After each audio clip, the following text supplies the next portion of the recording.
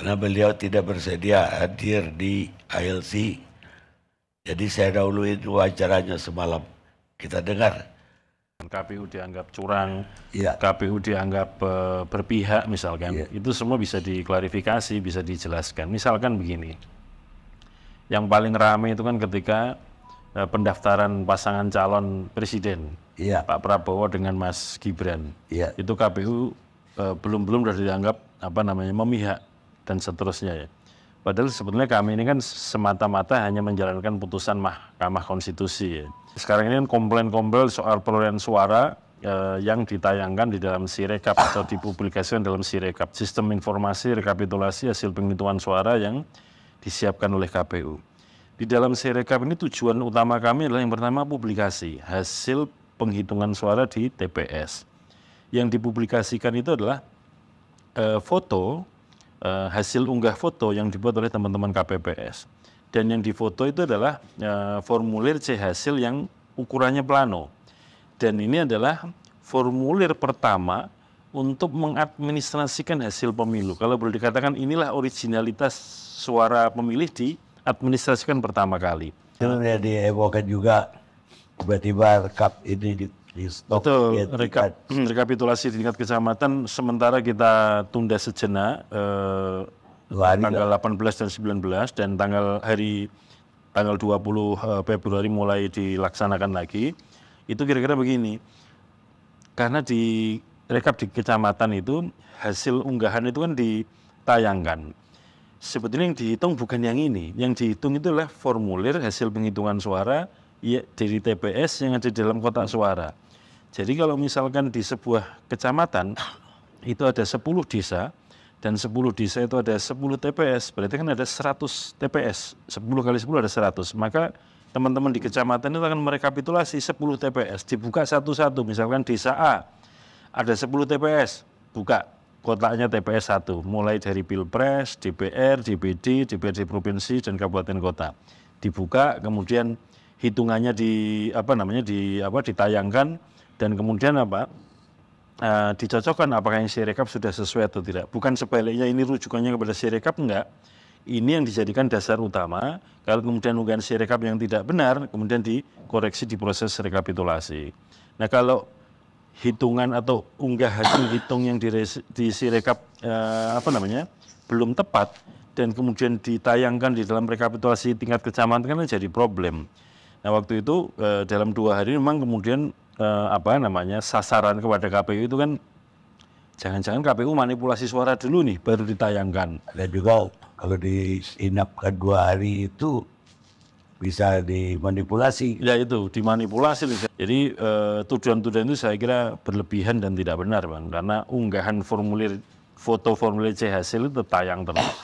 Dan itu bisa sekali lagi bisa disaksikan siapapun, bisa di-download siapapun, dan kemudian bisa dihitung sendiri. Pemirsa, itu cuplikan dari wawancara saya semalam. Lengkapnya ada di YouTube ILC hari ini. Dan untuk pertama saya akan minta pakar telematika yang juga mantan Menteri Pemuda Olahraga RI, Roy Suryo. Malam Pak Karni. Apa yang dilihat selama pemilu ini, apa benar ada kecurangan? Intinya gini Pak Karni, saya merasa sedih sekali.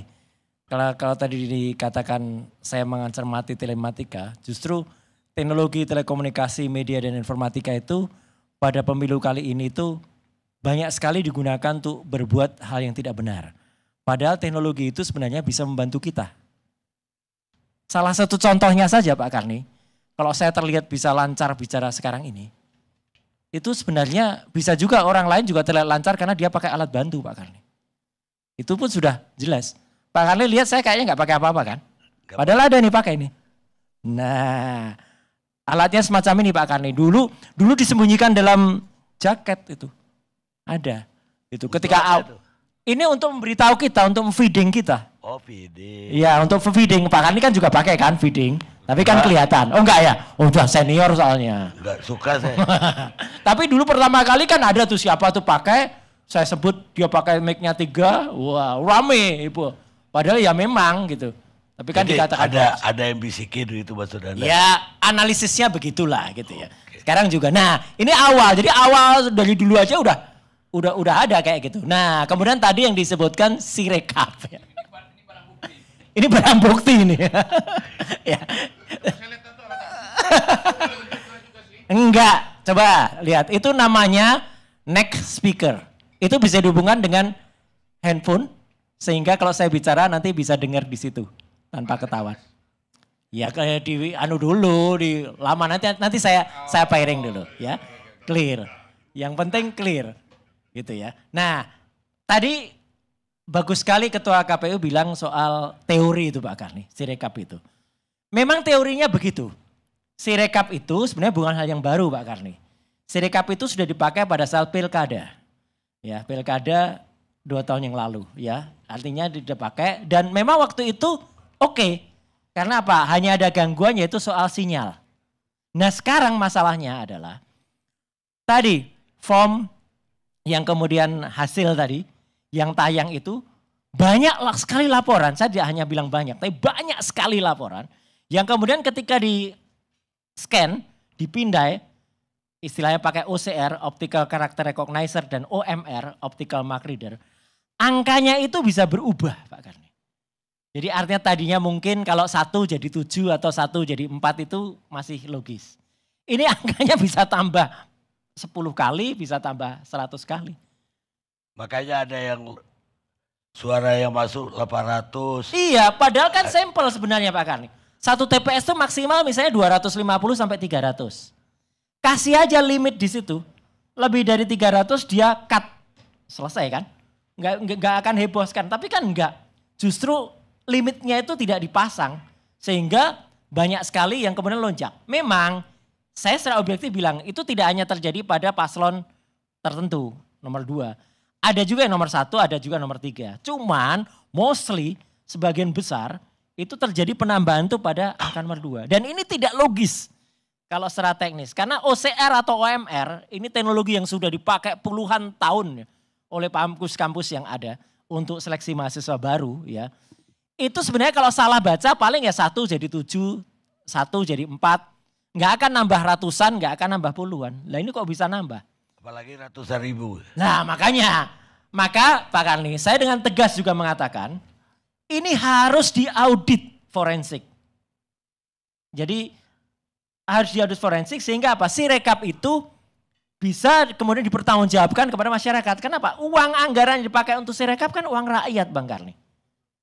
Jadi itu harus diaudit, itu yang pertama. Yang kedua, harus juga diperiksa kalau memang benar, dan ini saya yakin bukan hanya kalau memang, karena saya sudah buka juga Pak Karni, karena itu IP-nya 170.33.1355, ini posisi datanya, data itu dilakukan di cloud, dan data itu tidak hanya berada di Indonesia, tapi berada di Singapura.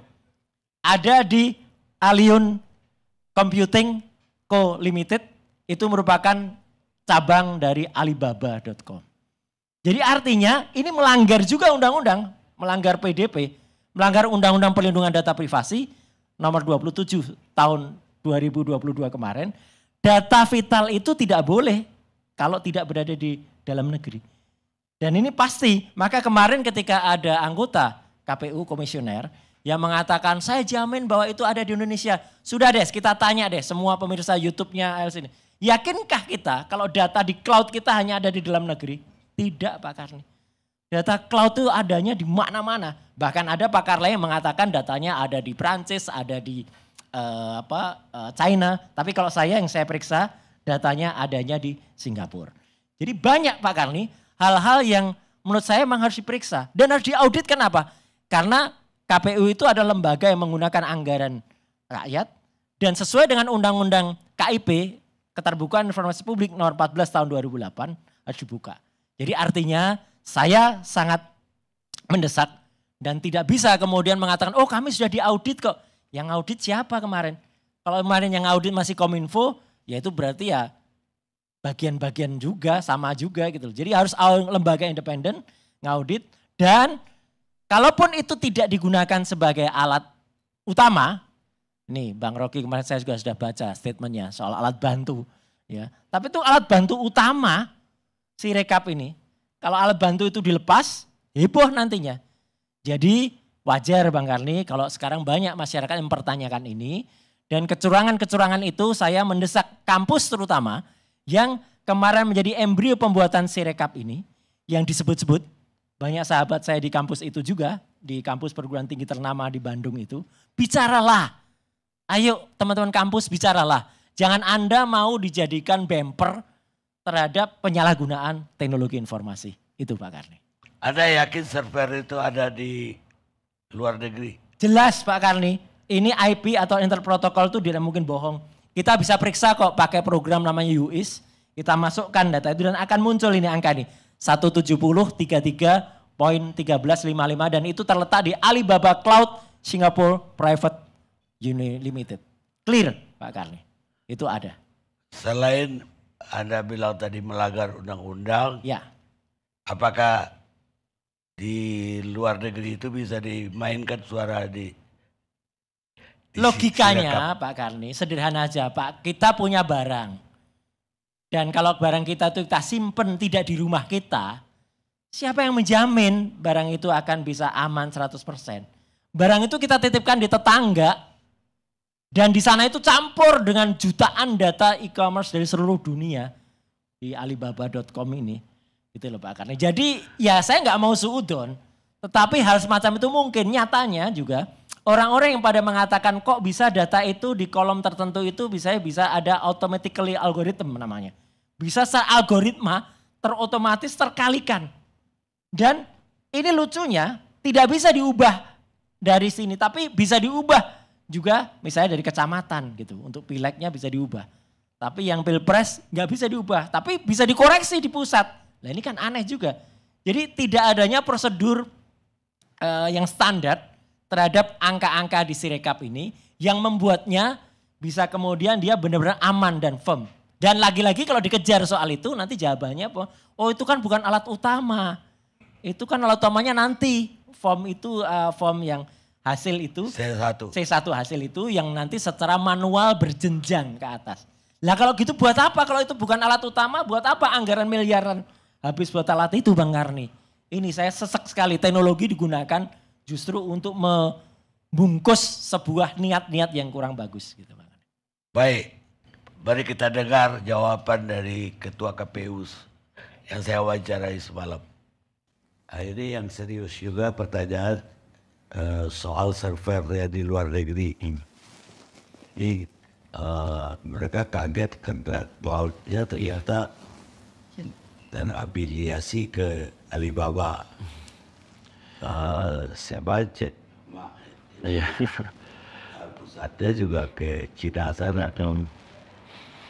Kenapa bisa pakai aplikasinya atau servernya yang ada di Singapura? Sepanjang saya ketahui berdasarkan laporan tim yang mengelola Sirekap semuanya dalam negeri Bang. Baik itu servernya maupun saya kurang tahu istilah teknisnya ya, data recovery center kalau ada apa-apa down atau apa sebagai backup semuanya di dalam negeri. Jadi tidak benar tuh ada di Singapura. Tidak benar, enggak. Pakai Alibaba. Enggak ada, enggak KPU ya. KPU enggak ada misalkan kontrak dengan penyimpan data yang di luar negeri enggak ada. Semuanya di dalam negeri. Karena pertanyaan berikutnya kan kapan ditendernya? Sudah lama itu Bang dan itu semua karya anak bangsa, karya para akademisi, cendekiawan kita yang berbasis kampus. Enggak ada kita pakai vendor-vendor yang lain. Baik, Pak Ketua. Terima kasih Bang Karni. Ya. Sudah datang. Jadi begini Pak Karni, untuk keterbukaan informasi publik, audit forensik, udah itu harus. Ketika di audit forensik ketahuan semua nanti. Kalau dia pernah terkoneksi dengan IP sekian dan itu ternyata ada di Singapura, udah batal demi hukum tadi statementnya, udah langsung bisa dikatakan tidak benar. Dan itu kan sepanjang pengetahuan Ketua KPU lah, mungkin pengetahuannya memang tidak panjang. Itu aja. Benar. Itu apa yang bikin orang-orang ITB, kampus Bandung maksudnya? Ya, Berarti teman-teman saya juga. betul. Tapi saya ini justru ingin bela teman-teman di ITB. Heeh.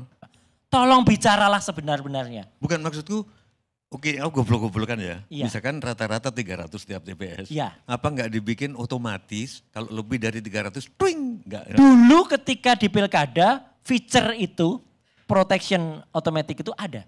Justru herannya sekarang ketika di pilpres, itu tidak diaktifkan. Jadi bisa melonjak angkanya. Dan harus dikoreksi dari pusat lagi. Ini kan aneh. Makanya ini tujuannya saya Mbak. Kenapa saya percaya penuh teman-teman ITB, ya terpaksa harus dibuka lah. Itu buat program itu dengan benar-benar jujur, clear. Tapi sekarang dimungkinkan bentar. ada loophole, dimungkinkan ada backdoor masuk ke dalamnya. Ya. ITB masih ada? Enggak, aku nanya masih ada? Rocky, ITB masih ada? Pakai mic dong. Gini. Matematikanya betul, etikanya salah.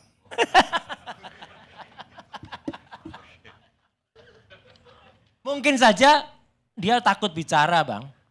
Karena jadi salah satu pejabat direktorat gitu aja. Itu yang punya, yang bikin sistem ini. Gitu. Di luar server, Anda melihat ada kecurangan-kecurangan lain enggak? Sebagai Itu tadi, jadi karena ada backdoor yang dibuka, dimungkinkan ada program yang disusupkan ke dalamnya, sehingga bisa kemudian digunakan untuk karena logika akal sehatnya Bang Karni dan juga semua pemirsa ALC, kalau kesalahan OCR atau OMR itu pasti kalau ada kotor dia pasti akan nambah ya 1 jadi 7, 1 jadi 4. Nggak akan nambah kolomnya jadi 0, jadi 74 jadi 740. Itu tuh nggak mungkin Bang Karni. Tapi ini terjadi di banyak laporan. Kok bisa ada penambahan-penambahan desimal itu. Padahal kan itu aneh dan itu harus dikoreksi. Coba kalau nggak ketahuan, kalau nggak dikoreksi. Ya bablas angkanya. Itu yang terjadi. Tapi pertanyaan saya begini, itu kan bisa di-recheck kepada C1 tadi. Setuju. Artinya kalaupun itu ngawur atau error atau dimasukin dari luar negeri, C1-nya kan akan mengatakan Itulah, itu makanya C1 hasilnya itu jangan sampai hilang. 800 ribuan TPS lebih ya, berapa ya Pak Iqbal ya TPS itu. Jumlahnya itu harus nanti cek, kan ini namanya pakai teknologi kalau malah lebih lambat. Aku tadi ngitung kalau 300 saja, Ya. tiap TPS 300 Betul, Pak. digelembungin kali 800 ribu aja, bukan pada lebih, itu sudah 240 juta Ya, pemilih. lebih dari DPT kan. Padahal 204 kan DPT. Betul.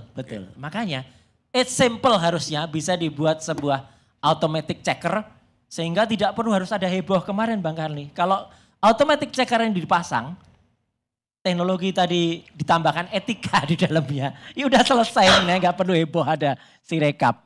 Biaya mahal kok malah bikin heboh. Maka kemarin saya bikin tulisan Bang Karni. Sirekap ini memang banyak kelebihannya. Lebih lambat, lebih tidak akurat, lebih mahal. Daripada kalau tidak pakai Sirekap. Itu Bang Karni. Tadi bahasa tubuhnya ketua KPU itu kayak ragu-ragu gitu kan. Terlihat bahwa dia itu lack of knowledge itu. Dan karena itu dia bilang ya sepanjang pengetahuan saya itu pun kalimat yang sudah menunjukkan bahwa ada persembunyian kejahatan itu. Orang mesti bilang saya tahu persis tuh. Itu poinnya. Jadi kalau dipanggil psikolog atau dimasukin ke ruang lie detector itu akan kelihatan kalimatnya.